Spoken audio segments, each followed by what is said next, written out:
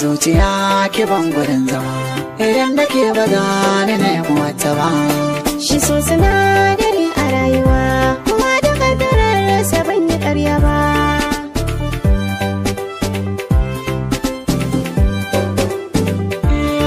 Kitin na baya kin yi alkawar da ni da ke a tare za mu yi zama. Tashi tare ne da ni da ke a zalmana yi wa junan mu hidima.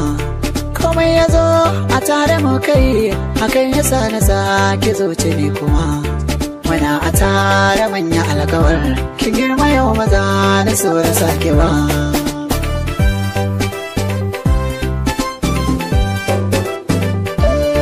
A zuciya ta yanzu ba su kone, guda ɗayan ku ba na so ya bar ni. Dukan ku kun yi taimako gare ni, maza na yi wa ƙorafi ya ji ni. Komai a rayuwa yana da ƙarni, kuma cikin ku ya yi min da tsani.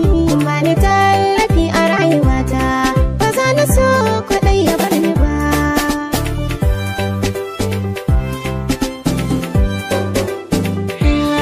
Ki tallafa wa zuciyar uwata, ki duba so a zuciya shiga. A tare ni da ke a makaranta, mun gina so da baki da diga.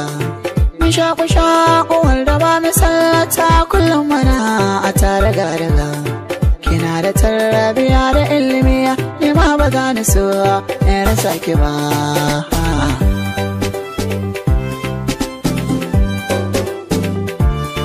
Ƙauna da soya sun saka ni kane kayi, ɗayan ku ba na son rasa shi ya zanyi. Ni fi haidar soya sani yin zumayi, cikin ku dole ne na ɗau guda, ba so na rasa ko ɗayan ku ba.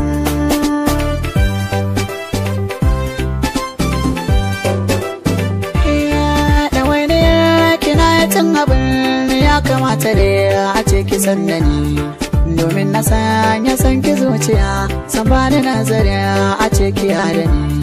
Dukan abin da kin kace da ni na kan yi dan faranta da kula da ni. Akan kina tarwasa dukiya, magana sa'a rayuwa ki bar ni ba.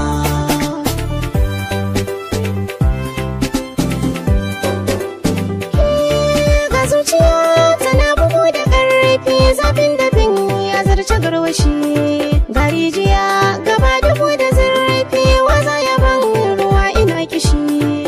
Bara na ɗauki sahibi na farko, a tare mun ka tashi ni da shi.